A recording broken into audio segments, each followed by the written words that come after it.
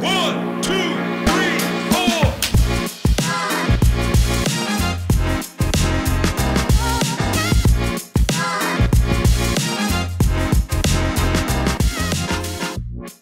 Hello everyone, my name is Mudit Pandey and I am the president of Sevi Foundation and co-founder of My Admission Card. As you all know that we intend to bring foreign universities for your guidance on our episode. Today I am glad and happy to welcome Ms. Sonam Parashar on our episode from King's Education. Hello madam, how are you today? I am doing very well, Muditji. Thank you so much for having me here. As per our norms, can you just introduce yourself to our audience and tell something about your experience, which all companies have you worked for, and Yes. in this current company, what does the King's Education exactly do? Okay, thank you. And first of all, thank you for having me here. So, I started my career journey specifically in overseas education since 14 years. I'm into this industry. Oh, great. And I have worked with companies like Navitas, Shorelight, Global Study Partners, and now currently I'm working as a recruitment director South Asia for King's Education. Oh, great, great, great. Now, if I talk about King's Education, we represent US institutions as well as UK universities and programs in India, or specifically if I talk about regions like Gujarat, south of India, north of India. So these are the basic primary markets and target audience that we look out for, and help students to tell us and tell them more about our institutions, the processes, career guidance, programs that we have in our institutions. So this is what we are we are lucky enough to be associated with My Admission Card, and we really look forward to this association and working together and guide more and more students in solving their purpose and their career journey to overseas market. Thank you, madam. Yeah. So coming forward, as there is a lot of buzz nowadays about US is an upcoming destination. If we compare it to other years, the last year the maximum student that went from India was in US. So why US? Why the US has suddenly started coming up? I know it's been a favorite destination since ages, but now recently why US has been coming up so much, and what are the advantages for an international student to study in US? And then obviously what is the process? Because a lot of students get confused when it comes to process. They think like US process is very lengthy. Yeah. So is it actually lengthy? Number one. And the second, what is the exact process? So that the student should not get conned by the agent sitting in the market? So, Muditji, first thing first, like you asked, why students are preferring US nowadays. There are multiple aspects, to be very honest, external as well as internally, within the student community. So, pehla reason, I think, Australia and Canada में जो थोड़ा सा downfall आया है because of visa regulations. Yes, in Australia there are a lot of visa regulations now, and still there are students opting specifically for Australia, but then as compared to previous years there has been a decline. और Canada की बात करें तो because of political challenges जो हमारी country Canada के साथ face करे, I think उससे that's the reason अभी बहुत favorite destination नहीं हूँ. बिल्कुल.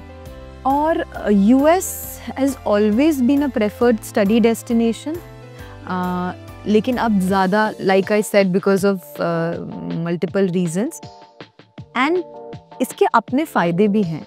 अगर हम US की बात करें, ज़्यादातर students who are looking for quality education, वो हमेशा US को prefer करते हैं. Availability of programs, जितने programs, there are certain programs जो world में कहीं पढ़ाए नहीं जाते हैं, वो आपको US universities में पढ़ने को मिलेंगे students को. मैं favorite streams क्या हैं जहाँ बच्चा अभी जाना चाहता है US? अभी जैसे मैं सुनता हूँ AI का बस है, game design, nano technology है. इसकी availability कैसी रही है? उसमें are they available and at an affordable? Tuition fees की क्या है उसमें system अभी? See, हर यूनिवर्सिटी की अपना फी स्ट्रक्चर है. To be very, you will find very expensive, that could be the right word, universities, लेकिन फिर उनकी रैंकिंग, जैसे जैसे रैंकिंग होती है, cost of studies definitely high as compare to other study destination. ये ओवरऑल मैं US की बात करती हूँ, but then you, like I said, quality है, बहुत अवेलेबिलिटी है, and then there are affordable public universities obviously in the US. Like हम अगर मैं किंग्स एजुकेशन की बात करूं तो we have University of Wisconsin Stout campus which is a public university, जहाँ के बच्चे का कॉस्ट ऑफ लिविंग ज़्यादा हाई नहीं है, fee structure is very affordable, they have great on campus off campus job opportunities और प्रोग्राम्स हर तरीके के अवेलेबल हैं। तो ये बहुत मैटर करता है, university to university and location specific होता है। यूएस एक ऐसी कंट्री है जहाँ पे I think more than 3000 plus, I might be wrong with the figure, लेकिन इतनी ज़्यादा नंबर ऑफ यूनिवर्सिटीज़ हैं वहाँ पे, और वैसे ही नंबर ऑफ प्रोग्राम्स अवेलेबल हैं। और आप अगर पॉपुलर प्रोग्राम्स की बात करेंगे तो पहले, अभी भी है खैर, काफ़ी स्टूडेंट्स यूके जाते हैं मैनेजमेंट प्रोग्राम्स के लिए, but one of the country जहाँ पे स्टूडेंट्स इंजीनियरिंग के बाद मैनेजमेंट या बिजनेस डिग्री के लिए जाते हैं वो यूएस है। साइंस डिग्रीज तो ऑब्वियसली है, then there are programs like food science and technology जो कि आजकल काफ़ी स्टूडेंट्स ऑप्ट कर रहे हैं, बायोलॉजी के लिए जाते हैं, माइक्रोबायोलॉजी ऑफ कोर्स जो सबसे ज़्यादा आजकल बच्चों के amongst very famous is AI. और I think US is the only country जहाँ पे सबसे up to date course and curriculum होते हैं, उनका हर ईयर अपडेटेड होता है course and curriculum, which is unlike any other country in the world. वहाँ पे जैसे अगर मैं इंडिया की भी बात करूँ तो 5 साल में वो रिवीजन होता है कोर्स पे, यूनिवर्सिटी काम करती है। यूएस में हर साल, तो वो तो स्टूडेंट्स को लगता है ना most, and that is why lot of engineering students जाते हैं, बिकॉज साइंस फील्ड या एआई की फील्ड आप बोलें या कोई भी फील्ड स्पेसिफिकली, जितना अप टू डेट आप पढ़ते हैं उतना ही आपके करियर में आपको ग्रोथ मिलता है। और इवेंचुअली सबको पता है ज़्यादातर जो कंपनीज इंडिया में भी अपने ऑफिसेज हैं या in with respect to technical background, वो ज़्यादातर यूएस हेड ऑफिसेज हैं, तो ये भी बहुत मैटर करता है। So, मैम इससे एक सवाल और मेरे दिमाग में आता है कि लाइक क्या दिस इज द फैक्ट कि there is more practical training involved in the study when you go to US in comparison to other? बिल्कुल, मैं इससे बिल्कुल डिसएग्री नहीं करूँगी, मतलब I will vouch for it, क्योंकि जितनी फ्लेक्सिबिलिटी या जितना प्रैक्टिकल एक्सपोजर एक यूएस यूनिवर्सिटी में मिलता है, आई डोंट थिंक सो कि वो कहीं और भी मिलता है, क्योंकि ज़्यादातर workshop based, project based studies होती हैं वहाँ पे। फ्लेक्सिबिलिटी इतना है कि अगर एक इंजीनियरिंग का स्टूडेंट इलेक्टिव में म्यूज़िक पढ़ना चाहता है तो वो भी पढ़ सकता है। अच्छा, अगर एक बायो का स्टूडेंट मेन कोर्स के साथ साथ इलेक्टिव में इकोनॉमिक्स पढ़ना चाहता है या डांस एज अ प्रोग्राम लेना चाहता है, I am just giving an example, so that flexibility is there with US universities. ये भी बहुत अच्छी बात है मैम। अगर ऐसा इंडिया में होता तो फ्री इडियट्स ही नहीं बनते। हमारे फरहान साहब जो है इंजीनियरिंग के साथ साथ फोटोग्राफी भी कर सकते थे। So this is actually something to learn from those. जी, और ये बहुत स्टूडेंट्स को पता ही नहीं है कि इतना फ्लेक्सिबल कोर्स एंड कंटेंट रहता है वहाँ पे कि आप कुछ भी अपनी मर्जी का, ऑफ कोर्स आपका जो मेन कोर्स होता है आप उसके सब्जेक्ट्स पढ़ते हैं, बट इन इलेक्टिव्स आप कुछ भी पढ़ सकते हैं जो आपको लगता है कि अब मैं पढ़ना चाहता हूँ या पढ़ना चाहती हूँ, वो आप इजीली पढ़ सकते हैं। ये एक्चुअली बहुत इंपॉर्टेंट पॉइंट है। यहाँ पे मैं आपको एक मैसेज देना चाहूँगा जो अभी हम देख रहे हैं, रोज़ हमारी रील्स में आ रहे हैं। एक IIT के बॉम्बे के हैं जो प्रयागराज में मैंने देखा हैं, तो अगर आप उनका भी मोटिव देखो तो he was one of those guys जिसको कैमरा पसंद था, but he went on and did his engineering because of the pressure from the family कि ना मुझे इंजीनियरिंग करनी है, बट देन ही रियलाइज कि मुझे कैमरा करना है। But if he would have been in those countries, he could have done both at the same time, and he could have realized कि मुझे actually क्या करना है। Because it takes lot of time। बहुत आपको बार भी कहते हैं ना कि कभी कभी पूरी जिंदगी लग जाती है सिर्फ ये जानने में कि मुझे करना क्या है। एंड वो मोमेंट चेंजिंग, लाइफ चेंजिंग वाला मोमेंट जो होता है जब आता है, फिर आपको लगता है यार ये छूट गया। आई थिंक जो ये बहुत अच्छी है यूएस यूनिवर्सिटीज की। जो यूएस यूनिवर्सिटीज हैं वो बहुत ही फोरसाइटेड हैं, मुझे ऐसा लगता है पहले से, क्योंकि एज एन इंटरनेशनल स्टूडेंट और as a US student also, मतलब as a student if I talk about, हमें पता नहीं होता है जब तक हम वो जर्नी में होते हैं ना, वो कोर्स कर रहे होते हैं। इनिशियली शायद हमारा कुछ और करने का मन होता है, और उसके बाद जब हम वो कोर्स में पढ़ रहे होते हैं हमें पता ही नहीं होता तब हमारा कुछ और करने का मन। आई थिंक वो लिवरेज या वो लिबर्टी वो ऑलरेडी अपने स्टूडेंट्स को देते हैं कि आप बेशक इंजीनियरिंग पढ़ रहे हैं, बट हो सकता है फ्यूचर में आप इकोनॉमिक्स पढ़ना चाहते हो, मास्टर्स इकोनॉमिक्स, तो आप वो इलेक्टिव्स, क्योंकि वहाँ पे क्रेडिट बेस्ड स्टडीज होती हैं, ऐसा नहीं कि आपके बस मार्क्स आए, क्रेडिट आप अर्न कर रहे हैं उसको आप later on in life use कर सकते हैं। बिल्कुल कर सकते हैं कि आपने बेशक इंजीनियरिंग किया है और आप मास्टर्स शायद इकोनॉमिक्स में, अगर आपके पास उतने सफिशिएंट क्रेडिट्स हैं जो आपने अपने ड्यूरिंग 4 इयर्स पढ़े हैं, वो आप उसको उससे आप आगे मास्टर्स कर सकते हैं। I think that might be the reason कि ये जो न्यू एजुकेशन पॉलिसी आ रही है, आई थिंक इसमें दी ये वन ऑफ द ड्राफ्ट है तो क्रेडिट सिस्टम होना चाहिए, because this is very very important. Because ये चीज़ बड़ा खुद फील करी है मैम, मेरा 12th जो है वो मैथ्स से था जी, एंड देन मैंने इट्स वेरी जम्बल्ड अप। उसके बाद मैंने बीटेक बायोटेक अपने ग्रेजुएशन में किया है, जस्ट टू रियलाइज मुझे लगा शायद मुझे बायोलॉजी पसंद है। हाँ, देन आई रियलाइज कि मैंने पास तो कर लिया, I am on the 7th rank in the whole university, but I don't like biotech.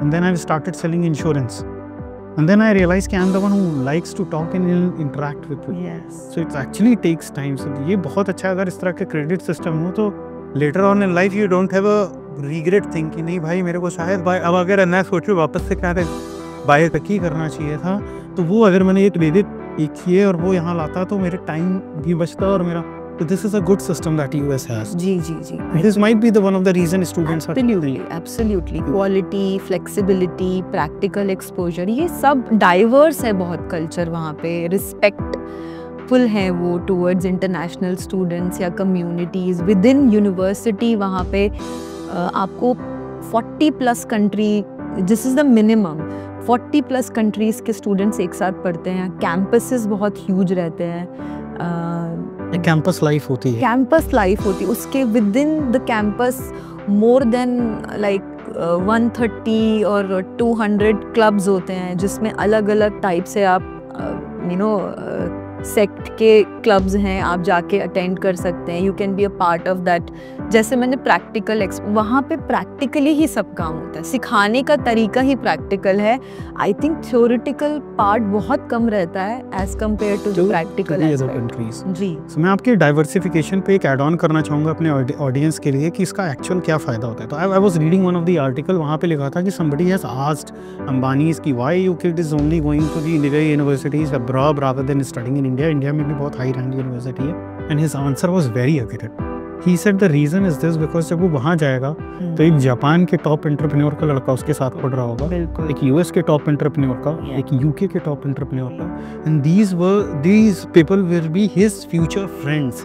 So when he'll do his own business, he already has a friend who's sitting in Japan on a very good position and a very different between them years and sitting. तो ये diversification का बहुत benefit होता है। कई बार मुझसे parents पूछते हैं कि सर डाइवर्सिफिकेशन का क्या फ़ायदा है, तो मुझे एग्जांपल देना पड़ता है, आप इलाहाबाद से दिल्ली क्यों भेजते हैं, बिल्कुल प्रयागराज से आप बैंगलोर क्यों भेजते हैं, just for the exposure and the same thing diversification within India, but यहाँ I am talking about diversification within world. क्योंकि हम लोग अब सिर्फ एक कंट्री के सिटीजन कम एक ग्लोबल सिटीजन ज़्यादा है, तो आप बेशक आप बच्चे अकेले ग्लोबल सिटीजन बनते हैं ऐसी कंट्रीज वहाँ जाके, क्योंकि आपको लाइक यू सेड कि उनको एक फ्यूचर फ्रेंड के साथ वो डील कर सकते हैं, बिजनेस कर सकते हैं, और एक और एस्पेक्ट होता है आपको दूसरे का कल्चर जानने का मौका। आप घूमने भी, सपोज एग्जांपल आप जापान भी जाते हैं, you still can not figure out, या आप नहीं सीख पाते उतना जितना कि आप एक क्लासमेट से सीखते हैं फॉर 4 इयर्स, तो आप, और वो आपके काम आता है। यहाँ पे भी मैं ऐड करता हूँ एक बहुत अच्छा एग्जांपल मेरा खुद का। When I was in UK,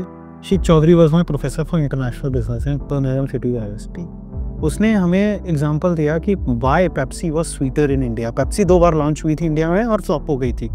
सो यहाँ पे क्या होता है ना, जब आप उस बंदे के साथ बैठे हो एज एन इंडियन, तो मैं अपने दोस्तों को बता रहा था उनकी कंट्री के रीज़न ये है कि हमें स्वीटनेस ज़्यादा पसंद है, तो उन्होंने बाद में स्वीटनर ऐड किया ताकि हमें पसंद आए। Similarly, there was a product that we have to launch in different countries. तो मेरा अफ्रीकन फ्रेंड मुझे बता रहा था कि यार ये लूप होल है, इस तरह से लॉन्च कर सकते हैं इस कंट्री में। मेरा जो एक और फ्रेंड बैठा था जो चाइना का था, वो बता रहा था कि चाइना में इस तरह से एंट्री ले सकते हैं, ये rules and regulation. So it's actually came handy. Right, जब आप वापस से अपनी लाइफ में जाते हो 10 years forward, this comes handy. Absolutely. This comes handy. So, diversification we have already discussed a lot about it. अब मेरे को थोड़ा सा जो ऑडियंस का मेन इंटरेस्ट रहता है कि एक जेनरिक ट्यूशन फीस मास्टर्स की और बैचलर्स की क्या होती है, एक उसमें स्कॉलरशिप का क्या स्कोप है, मतलब जो आपके पास कोर्सेज अवेलेबल हैं या यूनिवर्सिटीज़ जैसे आपने बताई, उसमें स्कॉलरशिप के क्या लेवल है जो आपका अवेलेबल है, and last but not the least की एक जेनरिक एलिजिबिलिटी क्राइटेरिया क्या होती है, फिर हम प्रोसेस के बारे में बात करेंगे। बिल्कुल बिल्कुल। सो पहले तो मैं बताती हूँ कि हमारी यूएस में कौन कौन सी यूनिवर्सिटी या इंस्टीट्यूशंस हैं। सो पहली यूनिवर्सिटी जो हम रिप्रेजेंट करते हैं वो है university of California state university Fullerton campus. वैसे कैलिफोर्निया स्टेट एक पब्लिक यूनिवर्सिटी है जिसके 23 कैंपसेस हैं, लेकिन उसमें से फुलरटन कैंपस को हम रिप्रेजेंट कर रहे हैं globally.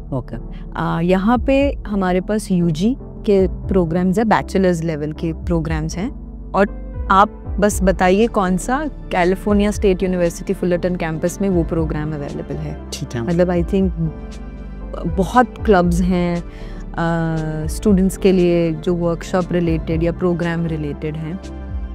It's a huge campus and with in 23 campuses भी जो कैलिफोर्निया स्टेट यूनिवर्सिटी के हैं उसमें one of the top university है, not just in California but with in their campus list also. उसके बाद हमारी एक यूनिवर्सिटी जो मैंने पहले भी मेंशन करी है, university of Wisconsin south campus and Oshkosh campus. यहाँ पे भी हमारे पास बैचलर्स एंड मास्टर्स दोनों अवेलेबल हैं। सॉरी यहाँ पे भी ऑलमोस्ट ज़्यादातर प्रोग्राम्स बैचलर्स लेवल पे अवेलेबल हैं, जैसे बिजनेस मैनेजमेंट है, इंजीनियरिंग है, नर्सिंग, अकाउंटेंसी।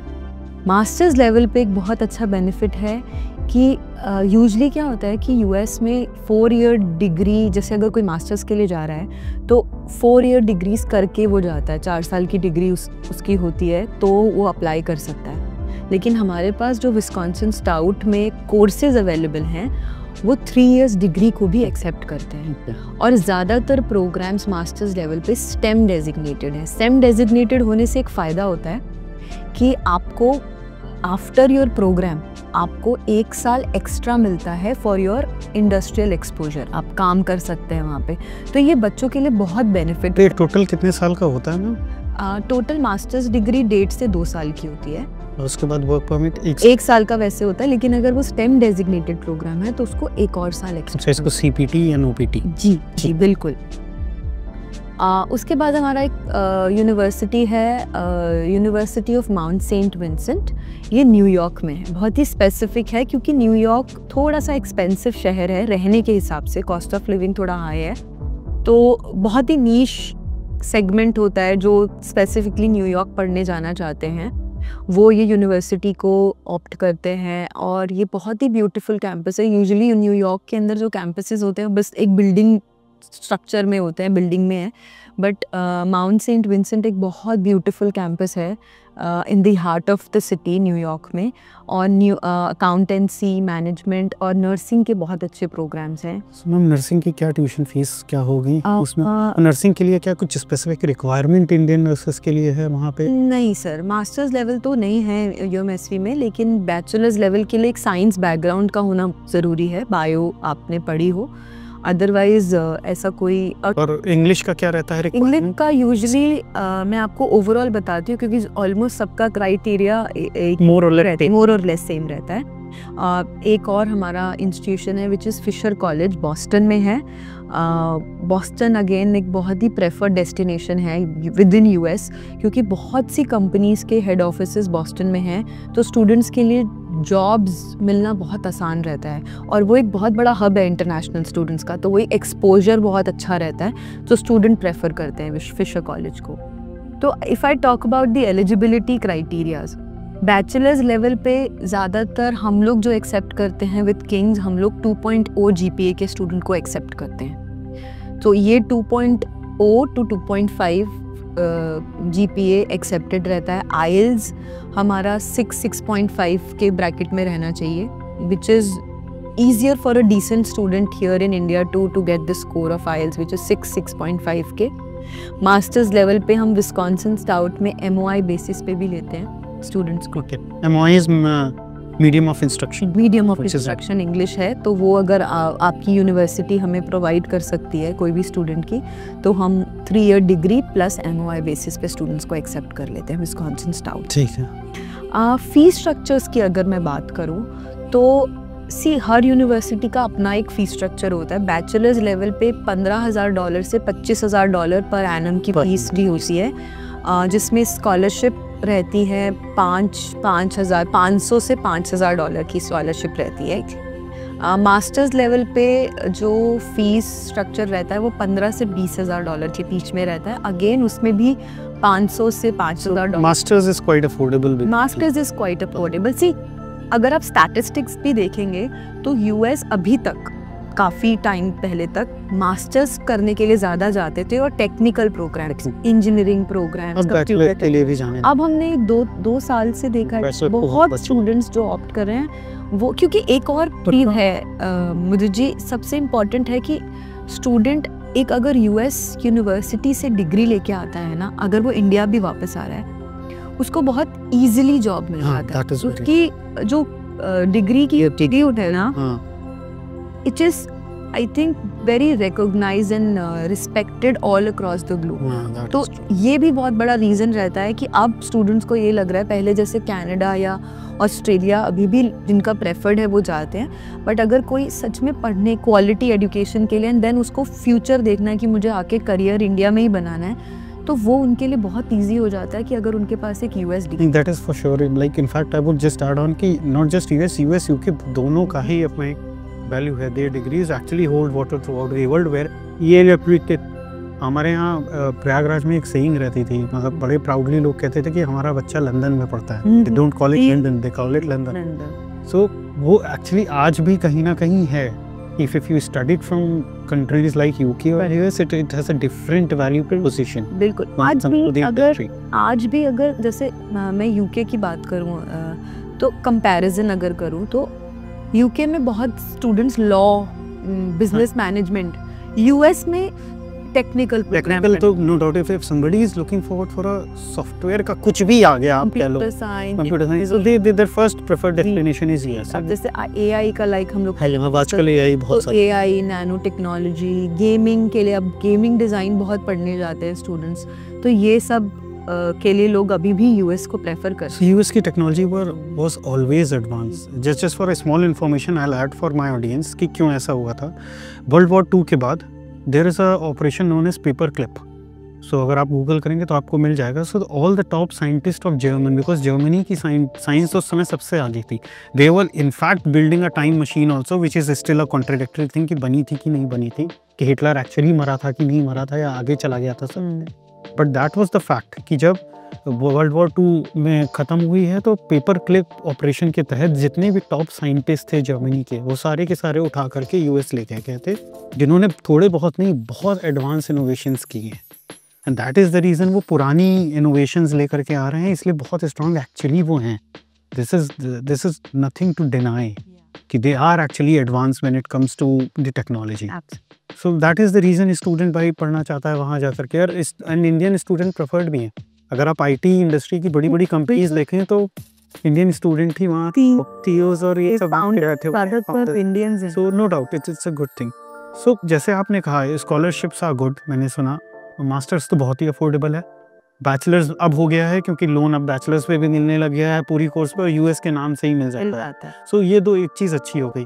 एलिजिबिलिटी में मैं थोड़ा सा और डिग करूँगा। आप मुझे जैसे एमओआई तो is a good thing. MOI फिर मैं ऑडियंस आपको बता दूँ, MOI is medium of instruction. अगर आपकी पढ़ाई इंग्लिश में हुई है और आपकी ये यूनिवर्सिटी आपको लिख के देने के लिए तैयार है कि आपकी पढ़ाई इंग्लिश माध्यम से हुई है, so there is a very high chances in USA कि आपको आपका IELTS, टॉयफल या पीटीई नहीं देना पड़ता। बट अगर देना पड़ता है मैम तो क्या एक जेनरिक रिक्वायरमेंट है? सर ये भी सेम ही रहता है, 6.5 मिनिमम बैंड होना चाहिए with no band less than 6। ये एक बैचलर्स और मास्टर्स दोनों के लिए। अब जैसे अगर मैं अपने इंस्टीट्यूशंस की बात करूं तो विस्कॉन्सिन स्टाउट ही अकेला हमारा इंस्टीट्यूशन है जो MOI एक्सेप्ट करता है। यूएस में सब कॉलेजेस या यूनिवर्सिटीज एक्सेप्ट नहीं करते हैं, there very few which accept. हाँ, और 3 इयर्स डिग्री भी सिलेक्टेड आजकल ज़्यादा यूनिवर्सिटीज़ लेती जा रही हैं। But then if I talk about my institutions then list हम लोग विस्कॉन्सिन स्टाउट में 3 ईयर डिग्री एक्सेप्ट करते हैं फॉर मास्टर्स प्रोग्राम। ठीक है madam. So going forward from here, एक बहुत ही इंपॉर्टेंट क्वेश्चन जो आजकल सारे पेरेंट्स पूछना चाहते हैं, what about the safety of a student? जी सर, इंटरनेशनल लेवल पे देखिए हम बहुत न्यूज़ सुनते रहते हैं इधर उधर, मतलब वहाँ किसी safety again depends upon location also. और जो अनफॉर्चुनेट इंसिडेंट्स होते हैं ना, वो हम कोई गारंटी कोई भी नहीं ले सकता कहाँ कैसे हो सकता है। But if I talk about the institutions that I represent, तो California is again a very safe place. जो हमारा इंस्टीट्यूशन सदर्न कैलिफोर्निया में आता है, तो इट्स अ वेरी, कैंपस ही इतना बड़ा है, सब कुछ इतना ही अंदर है कि बच्चों को बाहर जाने की ज़रूरत नहीं पड़ती। बट अगर यहाँ पे एक और क्वेश्चन आता है, sorry to interrupt you between, कि फिर पार्ट टाइम जॉब्स हैं, क्या अलाउड होता है स्टूडेंट? बिल्कुल बिल्कुल, पहले दिन से अच्छा, 20 आवर्स पर वीक अलाउड रहता तो विद इन कैंपस होता है कि है। दोनों तरीके से होता है। जो हमारे प्लेसमेंट सेल्स हैं हमारे सारे इंस्टीट्यूशंस में, किंग्स का स्टाफ अवेलेबल रहता है विद इन द कैंपस, और आपको पहले दिन से आपको ऑन कैंपस, या अगर ऑन कैंपस जो बैचलर्स के स्टूडेंट्स होते हैं उनको तो हम लोग प्रेफर करते हैं ऑन कैंपस ही मिले, लेकिन जो मास्टर्स के स्टूडेंट्स होते हैं, in case they are not able to secure job on campus, तो ऑफ कैंपस बहुत अपॉर्चुनिटीज हैं। They are allowed to go? जी बिल्कुल बिल्कुल अलाउड है। 20 आवर्स पर वीक का, वेजेस डिपेंड करते हैं लोकेशन पे या क्या काम आप कर रहे हैं, पर आवर के हिसाब से उन स्टूडेंट्स को मिलता है। और समर ब्रेक जो बीच में आता है उसमें 40 आवर्स अलाउड होते हैं। जी। सो अभी जैसे मैंने पीछे और भी पॉडकास्ट किए विद सर्टेन यूएस यूनिवर्सिटीज, उनका ये भी कहना था कि बैचलर्स का student specifically for the first year it's not allowed to live outside the campus, he has to stay within the campus accommodation. Is that true? Sir हमारे यहाँ पे वैसे मैंडेटरी रहता है फर्स्ट ईयर के लिए, और ज़्यादातर यूएस यूनिवर्सिटीज़ में, बिकॉज दे वांट टू, वो भी उनके लिए बच्चे को थोड़ा प्रोटेक्टिव रिस्पॉन्सिबिलिटी है, वो till the time he get to know about जी वो आता है, थोड़ा कंफर्टेबल हो जाए। So I think that is the reason that US universities they want children to, as in students to be at the campus at least for a year. But अगर आपके पास आपके कोई रिलेटिव हैं जो विद इन 3 किलोमीटर्स रहते हैं, आप, या आपके पास कुछ सॉलिड रीजन है, यू हैव समबडी, आपका कोई फ्रेंड है, कुछ रहता है जो कैंपस के बहुत नियर अराउंड है, तो वो वेव ऑफ भी हो जाता है। मतलब that then you just need to put a request. वो एक बार इसको एनालाइज करते हैं रिक्वेस्ट को, और अगर उनको ठीक लगता है तो वो उसको दिल कंसिडर। जी दिल कंसिडर। सो मैम, इसके अलावा एक और क्वेश्चन, अभी मैं प्रोसेस को लास्ट में रखा है मैंने, उससे अलावा एक क्वेश्चन और है जो इंडियन स्टूडेंट्स की या उनके पेरेंट्स की बेसिकली इंक्वायरी होती है, अगर अंडर ग्रेड के हैं स्पेशली, कि वहाँ पे वेदर कंडीशंस कैसी हैं? Will it be okay for students to accommodate within that weather condition? And the one, number two, what is the availability of the Indian food? चाहे वो वेज हो चाहे वो नॉन वेज हो, कि उनकी अवेलेबिलिटी एक्चुअली क्या है जो कैंपसेस आपके पास? जी। So the best part about our campuses is, एक तो सारे ऐसी जगहों पे हैं जहाँ पे बड़ा मॉडरेट क्लाइमेट रहता है, मतलब ठंड है तो वो बियरेबल है, गर्मी बिल्कुल इंडिया जैसा है। हाँ, ठंड हमसे थोड़ी ज़्यादा हो सकती है, बट ऐसा नहीं है कि माइनस में चला गया एंड बहुत ही एक्सट्रीम। जी बिल्कुल ऐसा नहीं है, बहुत मॉडरेट रहता है, which is very bearable and very pleasant. वहाँ पे हमारी जैसे गर्मी तो नहीं पड़ती है, बट ठंड हमारी से थोड़ी सी ज़्यादा, बट ऐसा नहीं है कि वो टॉलरेबल नहीं है। रिगार्डिंग फूड एंड ऑल, बच्चे ज़्यादातर ऑन कैंपस सब कुछ अवेलेबल है, even Jain food is available. तो अगर आप मील प्लान कैंपस से लेते हैं तो आपको पूरी सारी मील्स कैंपसेस में, क्योंकि कुछ बच्चे होते हैं ना जो ऑन कैंपस अकोमोडेशन में रह रहे हैं, वो कहाँ बाहर जाएंगे खाना खाने के लिए, या फिर उन अकोमोडेशंस में आपके पास किचन भी होता है जहाँ पे आप अपना खुद का बना सकते हैं। But along with the same जो कैफेटेरियाज या मेस होते हैं, वहाँ पे हर तरीके का खाना अवेलेबल रहता है। बिकॉज यूएस यूनिवर्सिटीज़ में एक अच्छी बात है, because of so much of influx of Indian students, उनके वहाँ पे उनको ये ऑलरेडी बहुत सालों से उनको ऑलरेडी कैफेटेरिया में इंट्रोड्यूस्ड है। Even Jain food is available for students.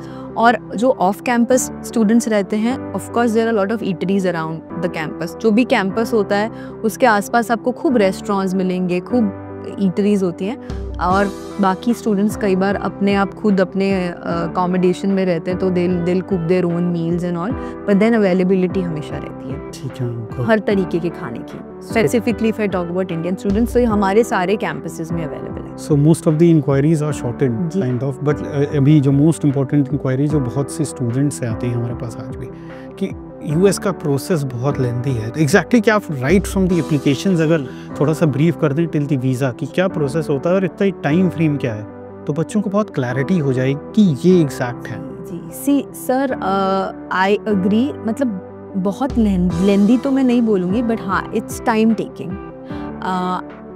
मैं I step by step I just tell you. पहले आप जो भी यूनिवर्सिटी शॉर्टलिस्ट करते हैं, कोई भी स्टूडेंट है, और अगर हम अपने इंस्टीट्यूशंस की बात करें तो वो प्रोग्राम देख के जब बच्चे हमारे पास आते हैं तो उनको अपना एक एप्लीकेशन फॉर्म सबमिट करना पड़ता है। वो एप्लीकेशन फॉर्म सबमिट करते हैं, we don't have any application fees, but no application fees, but वो एप्लीकेशन और कई यूनिवर्सिटीज़ में होती है। If I simultaneously talk about the overall process, तो एप्लीकेशन सबमिट करने के साथ साथ आपको एक फीस पे करनी पड़ती है, जो कि हमारी इंस्टीट्यूशंस में नहीं है। जब आपकी एप्लीकेशन एक्सेप्ट हो जाती है तो यूजुअली 2 to 4 वीक्स आपको लग जाते हैं आपका result, I mean outcome, offer letter generate होने में। देखिए, अगर वो रिजेक्ट होनी होती है तो वो उससे पहले ही हो जाती है। कई बार आपको हमारे यहाँ पे जो टर्न अराउंड टाइम है वो 2 वीक्स का है, 2 to 3 वीक्स का है, लेकिन कई यूनिवर्सिटीज़ में 4 to 6 वीक्स का भी है। तो ये एक प्लस पॉइंट है हमारी इंस्टीट्यूशंस के कि यहाँ पे आपको 2 से 3 हफ्ते मैक्सिमम में आपको आपका आउटकम मिल जाता है, आपको आपका ऑफर लेटर मिल जाता है। अगर रिजेक्शन होता है वो भी आपको पता चल जाता है। And if there is anything that you need to submit, so with application a student needs to submit passport copy, अपने एकेडमिक्स, अपना आइल्स स्कोर या पीटी डीटी स्कोर कार्ड आपको सबमिट करना पड़ता है। लेटर ऑफ रिकमेंडेशंस होते हैं, SOP होता है which is statement of purpose होता है, ये सब आपको रेज्यूमे की कॉपी होती है, ये सब आपको एक ही बार एप्लीकेशन फॉर्म के साथ सबमिट करना होता है। जब वो एप्लीकेशन फॉर्म सबमिट हो जाता है, like I said, turn around time is 2 to 3 weeks. उसके बाद आपका ऑफर लेटर जनरेट होता है, वो आपको दिया जाता है। It's a conditional offer letter. After you, if you are willing, if a student is okay कि हाँ मुझे I want to go head with the university, तो उसको एक डिपॉजिट अमाउंट, जिसे हम I-20 अमाउंट दे होते हैं, वो $500 है, वो आपको सबमिट करना पड़ता है, पे करना पड़ता है, which is a part of your tuition fee होगी। मतलब it's not an extra thing that you are paying, but हाँ ये आपको I-20 से पहले देना होता है। तो वो आप $500 देते हैं, अलॉन्ग विद आपके बैंक सर्टिफिकेट आप देते हैं, और 1-2 इंटरनल फॉर्म्स होते हैं, दैट्स इट। मतलब कोई और लंबी चौड़ी लिस्ट नहीं है डॉक्यूमेंटेशंस की। इसमें बैंक का जो आप देते हैं डॉक्यूमेंट, उसमें क्या अमाउंट होता है जो आपको शो करना होता है basically? Sir, it is usually between $40,000 to $50,000। इससे कम भी होता है क्योंकि हर यूनिवर्सिटी का अपना क्राइटेरिया होता है। कुछ यूनिवर्सिटीज $40,000-50,000। इसका कुछ ड्यूरेशन होता है कि मिनिमम इतने दिन? सर जी बिल्कुल, ये 6 महीने से पुरानी नहीं होनी चाहिए स्टेटमेंट, नई जितनी मर्जी चलेगी। मतलब चाहे आप आज सबमिट कर रहे हैं तो एक दिन पुरानी चलेगी। अच्छा, उसमें पैसे का कोई ड्यूरेशन नहीं होता कि 28 डेज की मिनिमम होना चाहिए? नहीं सर, ऐसा कुछ नहीं है। फ्रेश अमाउंट भी चलता है। और लोन हो तो जी, लोन है तो बात ही, मतलब वो लोन एक्सेप्टेंस लेटर चलता है। बाकी जो भी बैंक अगर लेटर है, आप सेविंग्स मेनली आपको दिखानी होती है। अगर आप फंड्स दिखा रहे हैं तो या तो सेविंग्स में दिखा सकते हैं या एफडी में दिखा सकते हैं। आप करंट अकाउंट में भी कोई पेरेंट अगर दिखाना चाहता है तो वो दिखा सकता है अपने, मतलब। तो पेरेंट में कौन कौन चलता है? इमीडिएट पेरेंट या कोई थर्ड पार्टी? इमीडिएट पेरेंट्स तो हैं ही, अलॉन्ग विद इमीडिएट रिलेटिव्स भी चलते हैं। आपके अंकल आंटीज, कोई भी स्पॉन्सर हो सकता है। कोई स्पेसिफिक नहीं है कि आपका ब्लड रिलेशन ही होना चाहिए या आपका ब्रदर सिस्टर या आपके पेरेंट्स ही होने चाहिए। आपके पेरेंट्स और आपके रिलेटिव्स या अंकल या आंटीज, कोई भी चलता है। आपको बेसिकली मल्टीपल स्पॉन्सर्स भी चलते हैं। तो ऐसा भी हो सकता है कि फादर भी स्पॉन्सर कर रहे हैं और अंकल भी स्पॉन्सर कर रहे हैं या ग्रैंडफादर कर रहे हैं या कोई आंटी कर रही हैं, तो वो सब भी चलता है। बट हम लोग फिर भी स्टूडेंट्स को सजेस्ट करते हैं, नहीं ऐसा नहीं है, हम लोग बस स्टूडेंट्स को ये बोलते हैं कि मल्टीपल स्पॉन्सर्स में 3 से ज़्यादा मत करिए। 3 ठीक रहता है, मतलब। लेकिन ऐसा कर सकते हैं, ऐसा कुछ नहीं है हार्ड एंड फास्ट रूल है। जैसे यूएस के वीजा का कुछ भी ठीक है। जी, तो वो सबमिशन के बाद आप जब डिपॉजिट अमाउंट पे करते हैं उसके बाद आपका I-20 रिलीज होता है। I-20 का turn around time after you submit all these documents it usually 1.5 weeks. हमारे इंस्टीट्यूशंस में इतना ही है। अदर यूनिवर्सिटीज़ में कई बार जो देर आर सर्टेन यूनिट जहाँ पे आपको 2 से 3 या अगेन 4 हफ्ते लग जाते हैं, बट ज़्यादातर अब US यूनिवर्सिटीज़ ने इस पे वर्क किया है and they want to shorten the period turn around time. तो 1-1.5 हफ्ते के बाद आपका I-20 रिलीज होता है एंड साथ के साथ the day you get your I-20 I think simultaneously आपको अपनी वीज़ा फाइलिंग स्टार्ट कर देनी चाहिए। आप DS फॉर्म पहले फिल कर सकते हैं एंड जैसे ही आपका I-20 आए तो आप अपना वीज़ा फ़ी पे करके एंड सर्विस फी पे करके you can. So visa fees और सर्विस फीस कितनी होती है ma'am? Sir usually visa fees रहती है 15 से 16,000 रुपये और सर्विस फ़ी भी ऐसे ही इसी अप्रॉक्सीमेटली रहती है, बट सर्विस फ़ी का ये होता है कि it is valid for 1 year. और वीज़ा फ़ी आपको अगर सपोज किसी का अनफॉर्चुनेटली वीज़ा रिजेक्ट होता है और वो रीअप्लाई करते हैं तो उसको वो दोबारा देनी पड़ती है, लेकिन सर्विस फी आपको दोबारा नहीं देनी पड़ती है, वो एक ही बार। क्या अगर वीज़ा रिफ्यूज़ होता है और जो $500 यूनिवर्सिटी ने डिपॉजिट कराए हैं, इज इट रिफंडेबल? जी बिल्कुल 100% रिफंडेबल होते हैं। और अगर आपका वीज़ा एक्सेप्ट हो जाता है और स्टूडेंट कैंप तो वो एडजस्ट हो जाते हैं आपके ट्यूशन फीस में। That's very great. तो अब एक और सवाल, जैसे चलिए प्रोसेस तो आपने बताया कि just kind of a 2 months kind of a process, correct ठीक है, व्हिच इज़ फाइन। वीज़ा के लिए आप क्या सजेस्ट करते हो स्टूडेंट को कि किस तरह से अपने आप को वो प्रिपेयर करें? Sir, I've been taking a lot of, we prepare as a university also, and personally, individually, I have been preparing students for visa for the past, again, 10 years. तो एक बहुत ही सिंपल है, just be yourself. Okay. पहले कुछ makeup नहीं, कुछ makeup मत करिए। बहुत से ऐसे मिथ्स हैं जो स्टूडेंट्स को लगता है या कई एजेंट्स को जो गाइड करते हैं कि आप अपने रिलेटिव के बारे में मत बताइए, आप ये मत, ऐसा कुछ नहीं है। आप जितने ऑनेस्ट रह सकते हैं आप रहिए, क्योंकि वो इजी होता है वीज़ा आंसर करना। जितना आप रट के जाएंगे उतना ही वो आज के टाइम पे आपको रिजेक्शन के चांसेस ज़्यादा हो जाएंगे। और secondly you need to do your homework. आप डिपेंड मत करिए कि मेरे को एजेंट ही बताएगा, एक एजेंसी पे नहीं, मतलब उन पे, क्योंकि ऑब्वियसली वो भी पूरी मेहनत करते हैं एक बच्चे के साथ। तो ओनली थिंग इज़ कि इवेंचुअली आप उस यूनिवर्सिटी में जा रहे हैं या आप वो प्रोग्राम पढ़ने जा रहे हैं, एटलीस्ट हैव अ क्लैरिटी कि मैं ये क्यों करना चाहता हूँ या चाहती हूँ, मैं ये प्रोग्राम क्यों पढ़ रहा हूँ या मैं इस यूनिवर्सिटी में क्यों जा रही हूँ। आपका इंडिविजुअल चॉइस क्या है। इट इज़ ओके टू से कि मैं इस यूनिवर्सिटी में इसीलिए जा रही हूँ या जा रहा हूँ क्योंकि मुझे ये फीस अफोर्डेबल लगी, या मुझे ये लोकेशन अफोर्डेबल लगी, अच्छी लगी, या मुझे मेरे रिलेटिव वहाँ रहते हैं पास में। These are all honest answers and these are all accepted. वो भी समझते हैं। I don't know why there was a myth, because why I'm saying this, I have done a proper program or a workshop with ex visa officers. तो ये सारी clarity मुझे बहुत important message हमारी ऑडियंस के लिए। तो ये बहुत इम्पॉर्टेंट है उनके लिए जानना कि जितना आप अपने आप को नॉर्मल, कंफर्टेबल एंड ऑनेस्ट रहेंगे, आपके चांसेस उतने ही ज़्यादा हैं। आप जितना मेकअप करेंगे और the answers should not sound mugged up, वो बहुत ही नेचुरल लगना चाहिए। तो इसीलिए मैंने ऑनेस्टी की बात की। जितने आप ऑनेस्ट रहेंगे उतना आपका आंसर नेचुरल रहेगा। जितना बच्चा रट के जाएगा उतना वो बड़ा अननेचुरल एंड वेरी अनकंफर्टेबल रहेगा। तो वो उनके लिए जज करना बहुत इजी होता है कि this is not, because at the end of the day the whole visa process is about checking whether the student is genuine और नॉट। तो वो आपका रिफ्लेक्ट करता है आपके आंसर्स में। I think that is the only tip you want to give and I have seen students coming up when I prepare them, ऐसा कि वो बहुत फ्लैशी इंग्लिश बोलते हैं, बहुत ही फैंसी वर्ड्स बोलेंगे, तो शायद मतलब they are for that. No, they are not. They are looking for very basic spoken English. उनका पर्पस सिर्फ ये रहता है genuinity and also to see that जब वो क्लास में जाके वहाँ पढ़ेंगे, because obviously the medium of instruction and is English.